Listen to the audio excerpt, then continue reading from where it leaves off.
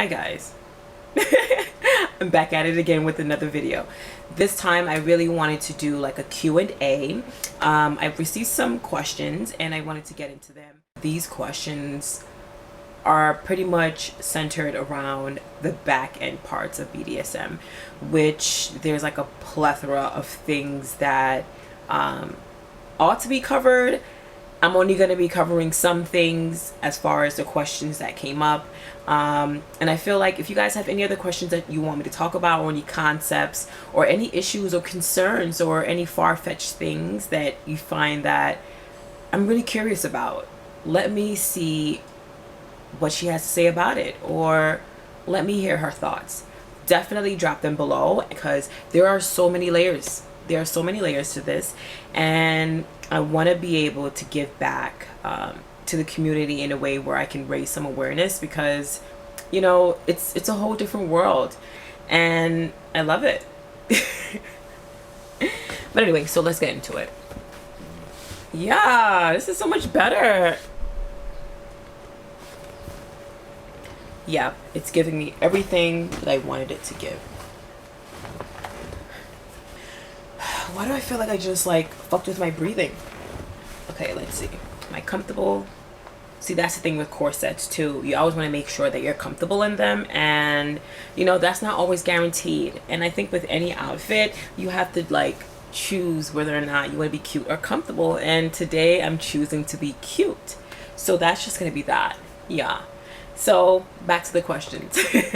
Vetting. The vetting process needs to be thorough. And why is this ghetto in the back? Ugh.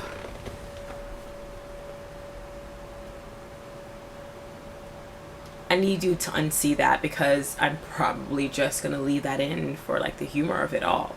But anyway, back to the vetting process for the third fucking time. The vetting process has to be thorough. You know, I personally use a MISTRESS RAINE application for my devotees or submissives. You can bunch them all together. I have an application, and inside my application I include if they have any references. I make them state why they want to work with me. I let them talk about their experiences. I have them include like their best method of contact. What else do I include in that application? Their name. You know, they don't have to give their full name, because some people are concerned around it, but I feel like your level of commitment and how much vulnerability you want to initiate up front lets me know like your limits already. And I feel like if you're entering into my territory where you want to give control, or you want to be controlled, or you want to submit to me, I feel like the first steps are obviously being able to divulge the basic information, right? It's like giving your ID, so I can like ensure you are who you say you are, the same way in which I'm divulging a certain amount of information and making myself accessible to you. So that's something to also consider, and I feel that it's a part of just my standards. You know, I feel like it's a business. Anywhere you go, they want some form of identification, right? And that's something that's important to me for my own personal reasons. Someone doesn't have to like it. It just implies that I am not for them, or my process isn't for them either, and life goes on. So as far as vetting goes, so I included some of the things that are in my application. I'm gonna drop the link below, so if you want to take a look at it so you can get a sense of what I do, feel free to check it out. And also with the vetting, I also include being able to speak to them within 24 to 48 hours. Obviously, sometimes that does not go as planned, because everyone has lives, and it also depends on how available that they are. So just know, like within the 24 to 48 hours of someone coming in contact with me, I try to engage them in some kind of way, as far as whether I speak to them by email, text message, call, just like a check-in form of acknowledgement. I feel like it's also very courteous. And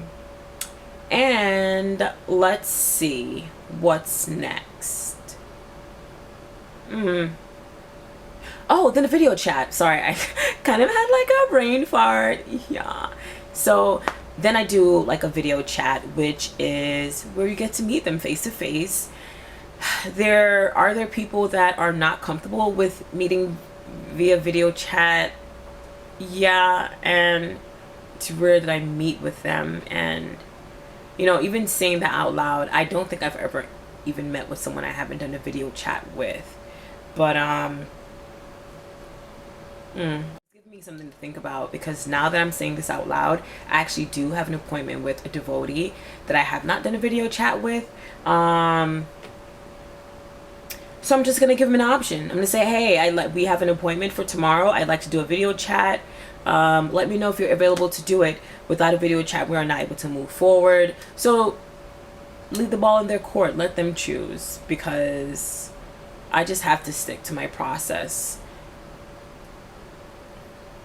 Process is so important. It's your code of conduct. It's your form of consistency, and it allows you to keep your vetting process in tip-top shape, and making sure that the standards you're holding for yourself, you're holding for this person, and also holding it for everyone, right? And that is like how you solidify a firm foundation in your vetting process. Having that code of conduct, knowing what you stand for, knowing what you don't stand for, knowing what you're not willing to do, and pretty much putting things in place so it allows you to connect and build with someone enough to determine whether or not you want to take a risk in moving forward with them, because it's not a joke. It's not a joke. Safety comes first. And also too, while you're like vetting these people, you want to make sure that you can meet their needs, or if the services you offer is going to be fit for them, right? Because one thing you don't want to do is force a connection and then it just doesn't go as planned and leaves a bad taste in someone's mouth, whether it be yours or your clients. Either way, I find that, you know, you want to find something that works for you and stick with it. And it also builds your style, builds your brand, it builds who you are. So I would say that's some essential things to keep in mind. And that's pretty much been holding me down as far as my vetting process thus far. So disrespect. Have I ever been disrespected before?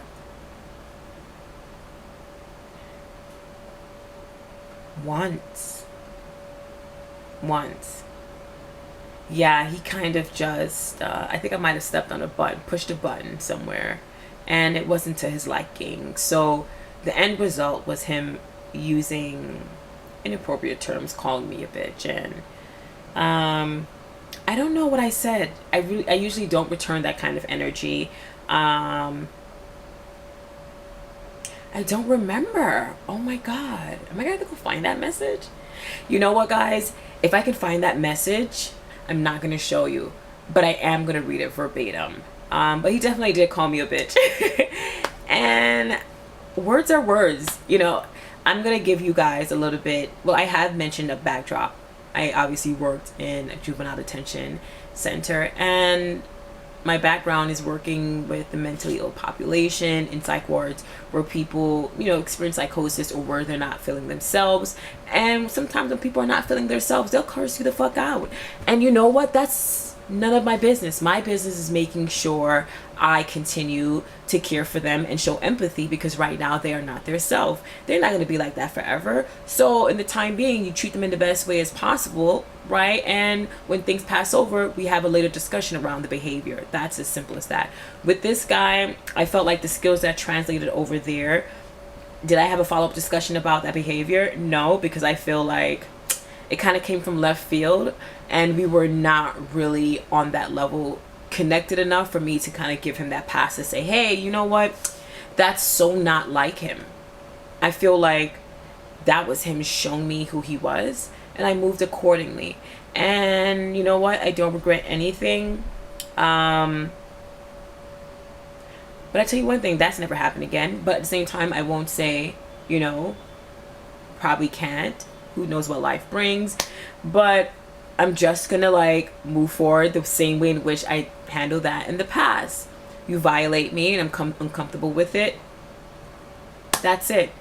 With this business, I find that I don't tolerate disrespect. I feel like as being a part of a Dom, It's demanding respect. Now, to stick around in a situation where you're being disrespected or violated, it kind of conflicts with who you are and what you embody and what you're really there to do. Imagine if you're there to reinforce discipline and you're like engaging with someone that that has a tendency to go against that, right? And I feel like when someone's in a consensual thing, you're consenting to be obedient, not disrespectful, but here you are. So with that being said, it's like, even though we are here to help and reinforce certain things, you have to understand that tolerating certain behavior can also enable the behavior. So with that being said, if you're allowing someone to disrespect you, just know, like, to condone the behavior by not addressing it is problematic, the same way in which tolerating a behavior can also enable it.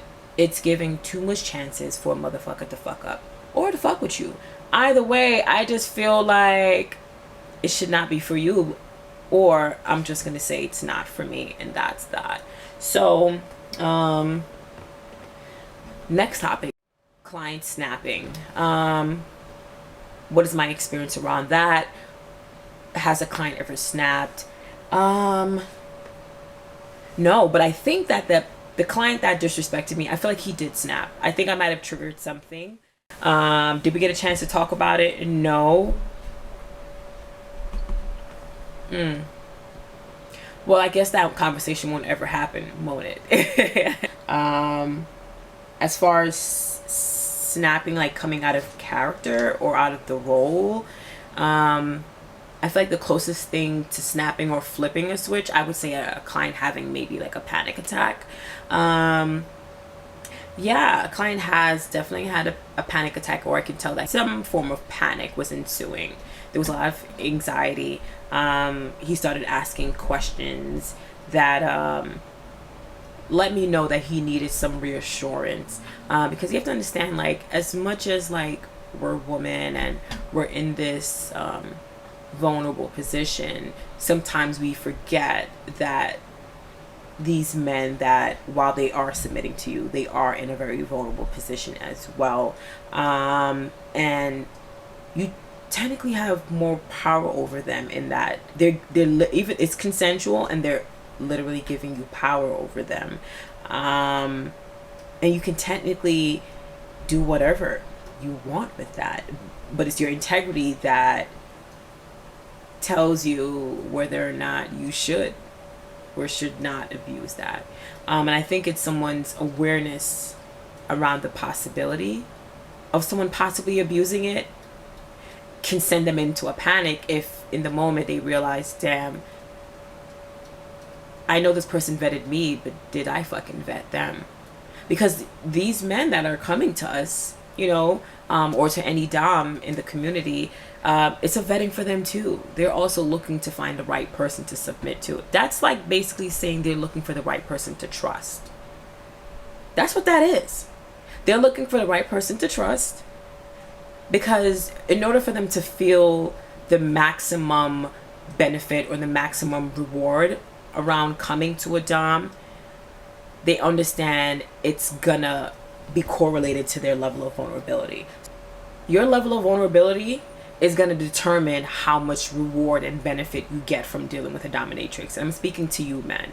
For the men that's in this lifestyle, your limits are going to determine the amount of benefits or the reward or the maximum pleasure you can experience with a dominatrix. And I feel like it's, even if it's not a dominatrix experience, I feel like even in life, even on a simple level, I feel like even with like normal human being interactions, it's almost implied that you can't really ever connect or achieve a certain level of connection or pleasure or passion with a partner unless you have a certain level of vulnerability, right? So you can connect with someone, but the maximum benefit or the reward or the amount of pleasure you can, you know, take, going to be limited to how much you're willing to be vulnerable with the person. So a guy can say, hey, I